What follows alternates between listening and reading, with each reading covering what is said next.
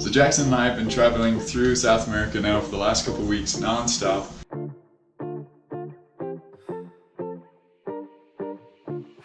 we have learned many lessons, most of them the hard way. So we'd love to share with you some tips and tricks to help you, if you go on a trip like this, and avoid doing some of the things that we've done.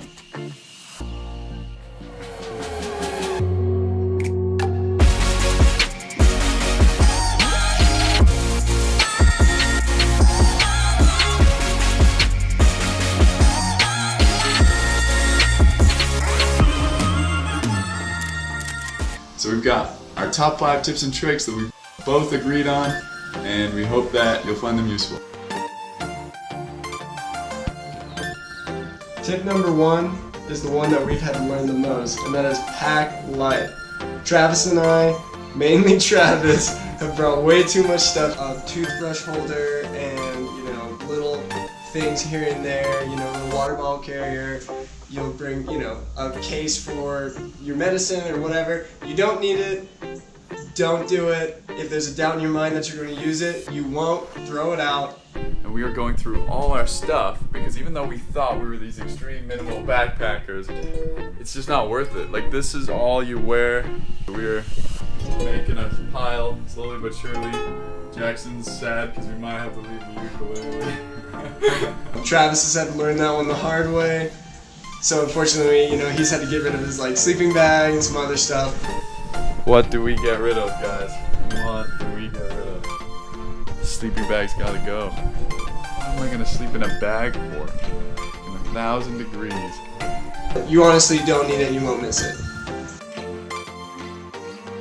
Tip number 2 is always prioritize. For some reason, Jackson and I struggle with this one quite a bit in the last 3 weeks. We will be on couch surfing, work away, Facebook or Instagram, whatnot, calling our parents when we literally don't have a place to stay that night, or we don't know where we're going the next day. Yeah, no idea where we're going. We're completely lost. Once again, no idea where we're going. That's been one of the things that stressed us out so much. So make sure you always have a notepad, write a list in the order of what you need to accomplish. Start that off in the morning. You'll feel a lot more relaxed and you'll get a lot more stuff done. So yeah, tip number 2, prioritize. Alright, tip number 3, focus on the sure things. That means no hypotheticals at all. You can spend all day, all night thinking about the next move or what's going to happen, and there's 1,000 different options that are kind of half there, kind of not. You go to Peru and surf for 3 weeks, or there's an option to do this or do that, or to work on a farm.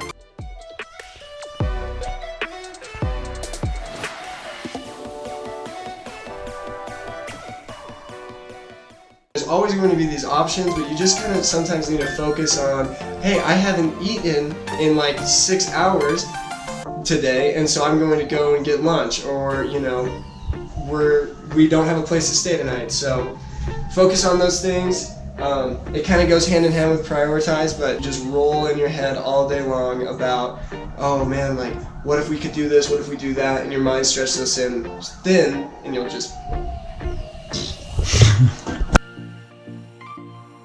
So tip number 4, tip number 4 is always take a rest day. So like I said, Jackson and I have been going for 3 weeks non-stop, just traveling, busing, hitching, everything through South America. Cali now, after a 10-hour bus ride. I didn't really sleep very well, just because the seats weren't that comfortable. We went for the cheaper bus this time. Alright. Haven't slept a wink. Really kind of pushing ourselves here. Just don't know where we're going, as always. So.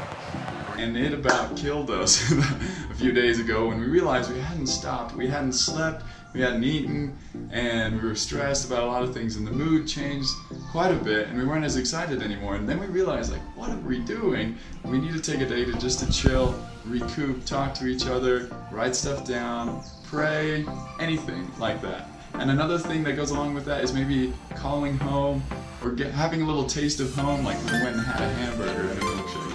And it was incredible, and our spirits were lifted. And so yeah, tip number 4, rest day. And treat yourself.